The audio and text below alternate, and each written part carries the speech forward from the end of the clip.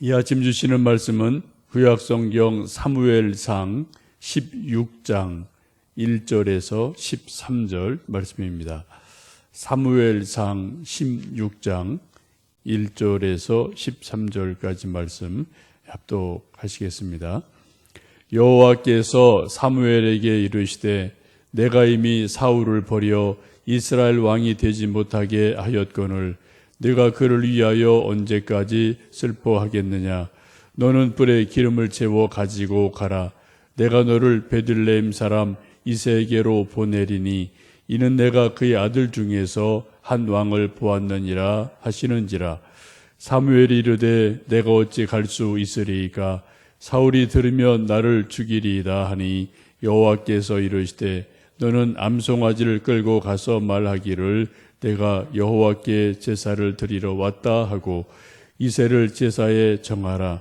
내가 내게 행할 일을 가르치리니 내가 내게 알게 하는 자에게 나를 위하여 기름을 부을지니라. 사무엘이 여호와의 말씀대로 행하여 베들레헴에 이르매 성읍 장로들이 떨며 그를 영접하여 이르되 평강을 위하여 오시나이까. 이르되 평강을 위함이니라. 내가 여호와께 제사로 왔으니 스스로 성결하게 하고 와서 나와 함께 제사를 하자고 이새와 그의 아들들을 성결하게 하고 제사에 정하니라. 그들이 오매 사무엘이 엘리압을 보고 마음에 이르기를 여호와의 기름 부으실 자가 과연 주님 앞에 있도다 하였더니 여호와께서 사무엘에게 이르시되 그의 용모와 키를 보지 말라. 내가 이미 그를 버렸노라. 내가 보는 사람은 사람과 같지 아니하니 사람은 외모를 보거니와 나 여호와는 중심을 보느니라 하시더라. 이새가 아비나답을 불러 사무엘 앞을 지나가게 하며 사무엘이 이르되 이도 여호와께서 택하지 아니하셨느니라 하니 이새가 산마로 지나게 하매 사무엘이 이르되 이도 여호와께서 택하지 아니하셨느니라 하니라. 이새가 그의 아들 7을 다 사무엘 앞으로 지나가게 하나 사무엘이 이새에게 이르되 여호와께서 이들을 택하지 아니하셨느니라 하고 또 사무엘이 이새에게 이르되 내 아들들이 다 여기 있느냐. 이새가 이르되 아직 막내가 남았는데 그는 양을 지키나이다. 사무엘이 이새에게 이르되 사람을 보내어 그를 데려오라. 그가 여기 오기까지는 우리가 식사 자리에 앉지 아니하겠노라. 이에 사람을 보내어 그를 데려오매 그의 빛이 붉고 눈이 빼어나고 얼굴이 아름답더라. 여호와께서 이르시되 이가 그니 일어나 기름을 부으라 하시는지라. 사무엘이 기름 불병을 가져다가 그의 형제 중에서 그에게 부었더니 이날 이후로 다윗이 여호와의 영에게 크게 감동되니라. 사무엘이 떠나서 라마로 가니라. 아멘. 15장 사무엘상 15장 마지막 절 말씀의 내용은 사무엘이 죽는 날까지 사울왕을 다시는 보지 않았다라는 그러한 말씀입니다. 한 매듭을 짓는 말씀이죠. 참 슬픈 말씀입니다. 근데 그 이유는 하나님이 사울왕을 보였기 때문에 하나님의 사람인 사무엘이 굳이 사울을 볼 이유가 그런 일이 없게 된 것이죠. 근데 하나님께서 사울 왕을 버린 이유를 15장 말씀을 보면은 사울 왕이 하나님의 말씀을 버렸기 때문에 하나님도 사울을 버렸다. 그런 말씀이 두 번이나 반복되는 것을 볼 수가 있습니다. 하나님께서 우리 한 인간을 높이시든 낮추시는 한데 결정적인 이유가 우리 사람들 편에서 볼 때 또 하나님 편에서 볼 때 하나님 말씀을 어떻게 대하느냐 거기에 따라서 사람을 높이기도 하시고 낮추기도 하시고 취하기도 하시고 버리기도 하시는 그러한 일이 있음을 성경은 말씀합니다. 매일 눈물로 슬퍼하며 애통하는 사무엘에게 하나님이 다시 메시지를 주시죠. 새 왕을 세워라라는 그런 말씀을 전해 주십니다. 사무엘상 16장 1절 2절 말씀을 다시 한번 읽어 보시겠습니다. 여호와께서 사무엘에게 이르시되 내가 이미 사울을 버려 이스라엘 왕이 되지 못하게 하였거늘 내가 그를 위하여 언제까지 슬퍼하겠느냐. 너는 뿔에 기름을 채워 가지고 가라. 내가 너를 베들레헴 사람 이새에게로 보내리니 이는 내가 그의 아들 중에서 한 왕을 보았느니라 하는지라. 사무엘이 이르되 내가 어찌 갈 수 있으리이까. 사울이 들으면 나를 죽이리이다 하니 여호와께서 이르시되 너는 암송아지를 끌고 가서 말하기를 내가 여호와께 제사를 드리러 왔다 하고.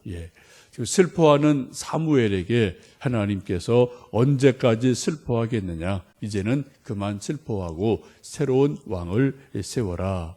이제 베들레헴에 가서 이새의 아들들 중에 세워라 라고 말씀을 하십니다. 하나님을 성경에서 한마디로 말씀드리면 새 일을 행하시는 하나님이라고 말씀합니다. 하나님은 어제도 일하셨고요, 오늘도 일하시지만 또 내일도 일하시고요, 하나님 하시는 모든 일은 새 일을 행하신다라고 말씀합니다.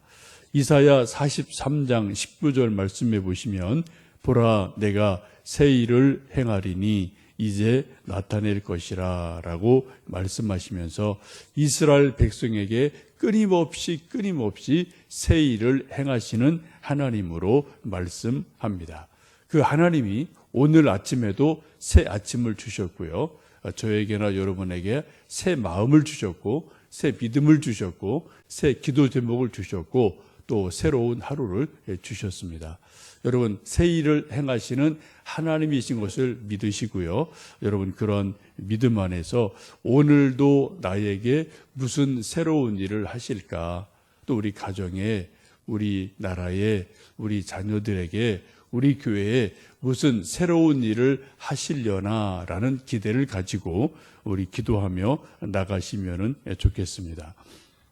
이제 하나님이 보내신 사무엘이 베들레헴으로 가서 이제 이새 아들들을 초청을 하고 제사를 드리는 일을 하게 됩니다. 베들레헴에 도착하자 베들레헴 장로들이 바짝 긴장을 하죠. 사무엘이 무슨 일로 왔을까? 그래서 두려워하는 그들에게 하나님의 평안을 전하게 되고 제사를 드리러 왔다라고 안심을 시키고 또 이제 이새를 초청하고 그의 아들들을 불러서 같이 또 이제 면접하는 일들이 일어나게 됩니다. 그때 면접하는 가운데 사무엘의 첫눈에 확 들어오는 그러한 아들이 있었습니다. 첫 아들이죠. 그러면 6절, 7절 말씀을 읽어 보십니다. 그들이 오매 사무엘이 엘리압을 보고 마음에 이르기를 여호와의 기름 부을 실자가 과연 주님 앞에 있도다 하였더니 여호와께서 사무엘에게 이르시되 그의 용모와 키를 보지 말라. 내가 이미 그를 버렸노라. 내가 보는 것은 사람과 같지 아니하니 사람은 외모를 보거니와 나 여호와는 중심을 보느니라 하시더라. 이제 이새의 아들들을 하나씩 둘씩 초청해서 누가 왕의 제목인지 사무엘이 면접을 하게 될 때 그때 첫 아들 엘리압을 보게 될 때 사무엘의 눈에 아주 확 띄는 그러한 외모, 용모가 있었던 것 같습니다. 키도 크고 생긴 것도 아주 잘생기고 아주 왕 제목이라고 볼 만큼 늠름한 그러한 아들이었던 것 같습니다. 그래서 속으로 과연 하나님이 이 사람을 택하셨구나, 기름 부을 사람이 이 사람이구나 라고 사무엘이 확신을 하게 됩니다. 우리가 아는 것처럼 사무엘은 보통 분이 아니죠. 한평생 기도한 분이고요, 태어나서 젖을 떼자마자 엘리 제사장에게 보내져서 한평생 나시린으로 선지자로 살아간 분이고 또 영적 감각이나 영적인 눈이 대단한 분인데 그런 대단한 분이 첫눈에 이 사람은 정말 왕 제목이구나 라고 볼 정도면 이 엘리압이라는 사람이 얼마나 준수한지 우리가 상상을 할 수가 있겠습니다. 그런데 이런 사무엘의 생각에 하나님 말씀하기를 사람을 외모로 용모나 키로 보지 말아라. 판단하지 마라. 내가 보는 것은 외모를 보는 것이 아니라 사람의 중심을 본다라고 말씀하시며 이 아들이 아니다라고 말씀을 하십니다. 우리들도 옛날에 이제 사람들 보는 어떤 기준이다. 사람마다 있을 터인데요. 옛날 우리 어른들 이제 말을 빌려보면은 소위 신언서판이라는 말을 써서 옛날에 관리들을 등용할 때 그때 몸을 보고요, 말씨를 보고 글씨를 보고 판단력을 보고 이런 일들이 있었거든요. 첫 번째 조건이 신언이에요.